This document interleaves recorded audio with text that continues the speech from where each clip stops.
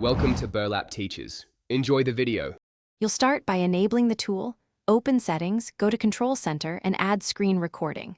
Once added, swipe to access Control Center. This is where you launch captures.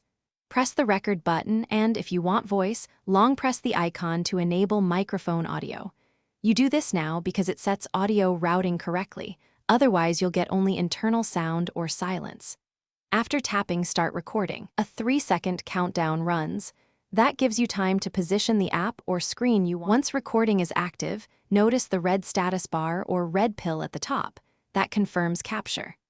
You can long press the record icon before starting to route the video to files or compatible apps, and to enable or disable the microphone, do this to control narration.